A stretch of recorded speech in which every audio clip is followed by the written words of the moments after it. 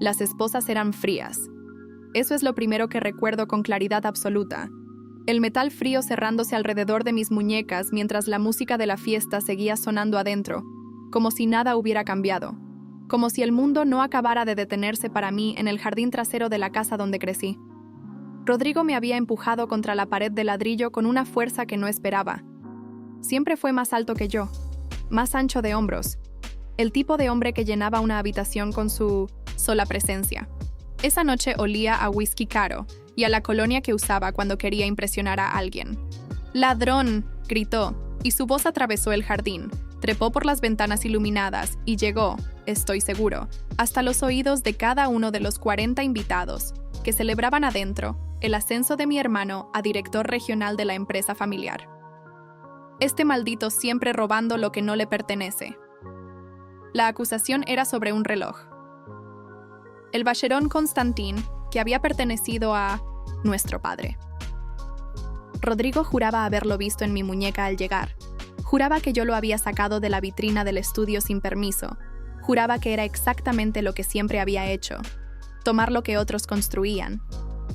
Mi cuñada Valentina apareció en la puerta con los brazos cruzados y una expresión que llevaba años perfeccionando. Esa mezcla particular de lástima y satisfacción que reservaba para los momentos en que yo, de alguna forma, confirmaba todo lo que ella siempre había pensado de mí. Mi madre salió detrás. Se quedó parada en el umbral con un vaso de vino en la mano, mirando la escena sin moverse. Después de un momento que se sintió eterno, dijo en voz baja: «Rodrigo, quizás deberías calmarte». Pero no dijo que me soltara. No dijo que me quitara las esposas. Solo pidió calma, que es lo que siempre había pedido, que las cosas se vieran bien desde afuera. Yo no dije nada en ese momento. Respiré. Sentí el frío del ladrillo en la espalda, el peso de las esposas, la mirada de mi cuñada, el silencio elocuente de mi madre. Y respiré. Rodrigo seguía hablando, construyendo el caso ante un jurado imaginario, detallando mi historia de fracasos con la energía de alguien que ha esperado mucho tiempo para tener una audiencia. Mencionó que nunca había terminado nada, que abandoné el doctorado, que desaparecí durante años sin dar explicaciones, que aparecía en las reuniones familiares con ropa discreta y un trabajo del que nunca hablaba. Trabajito de gobierno. Lo llamaba con ese tono que reservaba para las cosas que consideraba menores. El reloj, por cierto, era mío. Papá me lo había dado 3 meses antes de morir, en privado, en ese mismo estudio, con una nota escrita a mano que todavía guardaba en mi billetera. Pero eso no era realmente el punto. Me quedé callado porque tenía práctica. Años de práctica.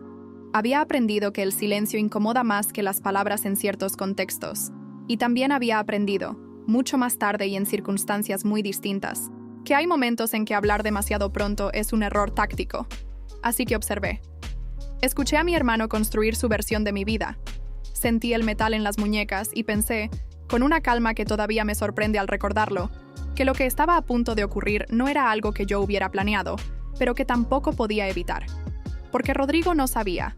Nadie en esa familia sabía. Y esa era una decisión que yo había tomado conscientemente. No por orgullo ni por secretismo, sino porque, cuando empecé a construir mi vida paralela, entendí que mezclar los dos mundos solo podría traer problemas. Mi familia tenía una imagen de mí que había cristalizado cuando tenía 22 años, y abandoné el programa de Derecho Corporativo para aceptar una beca que no podía explicarle sin revelar demasiado. Desde entonces, cada vez que volvía a casa, era el mismo, el que no terminó, el que desapareció, el que tiene ese trabajito vago en alguna dependencia del gobierno federal.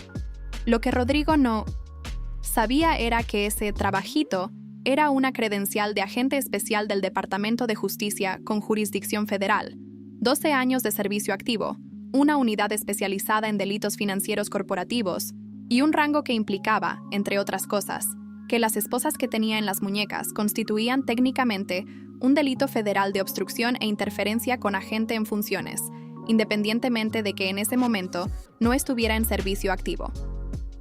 Rodrigo terminó su monólogo. El jardín estaba en silencio. Algunos invitados habían salido y observaban desde la puerta. Mi madre seguía con su vaso de vino.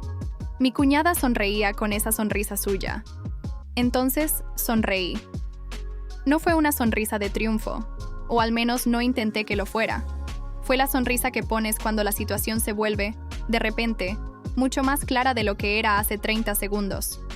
Miré a Rodrigo directamente a los ojos y dije, con la misma calma con que habría leído un informe en una sala de juntas: acababas de esposar a un agente federal del Departamento de Justicia.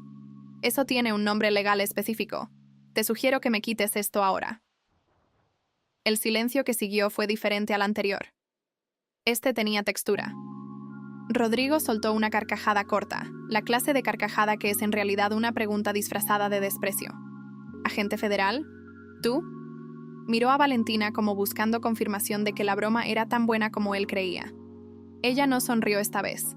Saqué la cartera del Luna de Mecenas, bolsillo interior del saco, con dificultad porque las esposas seguían puestas, y la abrí para mostrar la placa y la credencial. No dije nada más. Dejé que los objetos hablaran por sí mismos, que es otra cosa que había aprendido a hacer bien en 12 años de trabajo. El color abandonó el rostro de mi hermano de una manera que me resultó casi médica de observar. No fue dramático. Fue gradual, como el agua vaciándose de un recipiente. Vi el momento exacto en que procesó lo que estaba mirando. Luego, el momento en que comenzó a calcular las implicaciones. Y luego el momento en que esas implicaciones empezaron a conectarse con otras cosas que yo todavía no había mencionado. Me quitó las esposas. Sus manos temblaban levemente. Lo que Rodrigo no sabía, y lo que yo tampoco le dije esa noche porque no era el momento, era que su empresa llevaba 18 meses siendo objeto de una investigación preliminar por prácticas de licitación irregular en contratos públicos. No era mi caso. Yo no lo había iniciado. Pero sí había sido convocado 4 semanas antes por un colega de la Unidad de Delitos Económicos, que necesitaba orientación sobre ciertos aspectos del sector, y en esa reunión, sin revelar ningún conflicto de interés porque formalmente no lo había respondido preguntas técnicas con la precisión que da el conocimiento. Mi nombre no aparecía en ningún expediente. Mi participación había sido estrictamente consultiva y dentro de todos los protocolos. Pero la investigación existía, era real y avanzaba. Rodrigo lo descubrió 2 semanas después, cuando los abogados de la empresa recibieron la primera notificación formal de requerimiento de documentación.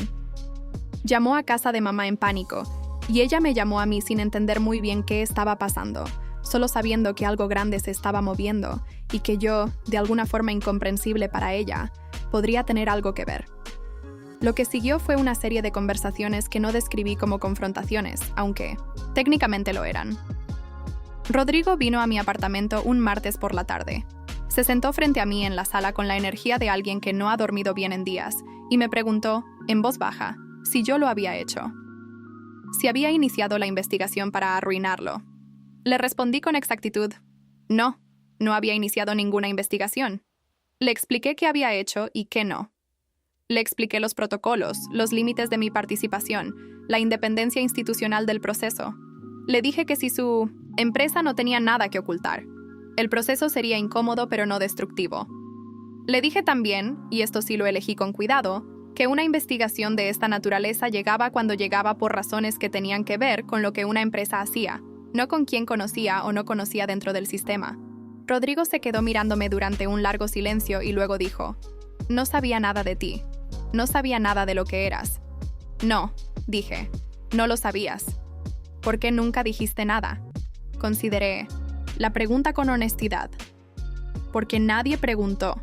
Y porque cuando intenté contarlo al principio, hace muchos años, la reacción fue que estaba exagerando o inventando importancia. Así que dejé de intentarlo. Mi madre llamó una semana después. La conversación fue larga y difícil de una manera diferente a todas las conversaciones difíciles anteriores, porque esta vez ella no tenía el control narrativo que siempre había tenido. Me preguntó por qué no le había dicho lo que hacía. Le respondí que se lo había dicho 2 veces en los primeros años, y que ambas veces había cambiado de tema o había preguntado cuándo iba a buscar algo más estable.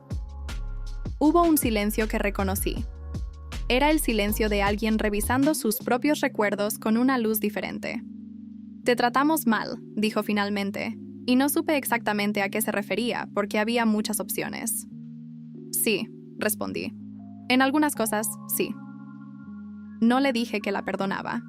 No porque no pudiera o no quisiera eventualmente hacerlo, sino porque el perdón genuino necesita tiempo y no puede entregarse como un regalo de consolación en una llamada telefónica. Le dije que necesitaba tiempo, que la quería pero que necesitaba tiempo. La investigación sobre la empresa de Rodrigo resultó en una multa significativa, una reestructuración forzada del área de licitaciones y la renuncia del director de operaciones, que era el cuñado de Valentina. Rodrigo no fue formalmente imputado, pero sí fue citado como testigo y su nombre apareció en los documentos públicos del proceso. El impacto en su reputación fue real, aunque no catastrófico. Tuvo que explicar cosas. Tuvo que sentarse frente a personas que le hacían preguntas incómodas con documentos frente a ellos. Tuvo que aprender lo que se siente cuando el sistema funciona. Yo nunca hablé de eso en público. No era mío para hablar. Lo que sí era mío, y lo que empecé a construir con más determinación después de esa noche en el jardín, era un programa de mentoría dentro del Departamento para Jóvenes Agentes de Primera Generación. Los que vienen de familias que no saben qué es exactamente lo que hacen. Los que aprenden a mantener dos mundos paralelos, porque es la única manera de sobrevivir en ambos. Me reunía con ellos los viernes por la mañana antes de que comenzara el día operativo, en una sala pequeña que no tenía ventanas, pero tenía café decente. Les decía lo que nadie me había dicho a mí, que el poder real no necesita anunciarse, que la integridad no es una postura sino una práctica diaria que nadie ve hasta que de repente sí la ven. Que la subestimación de otros no es un obstáculo. Es, si sabes usarla, una forma de privacidad que te da tiempo para construir sin que nadie esté mirando demasiado de cerca. No les contaba mi historia. No era necesario. Ellos tenían las suyas propias, igualmente reales, igualmente complejas, igualmente dignas.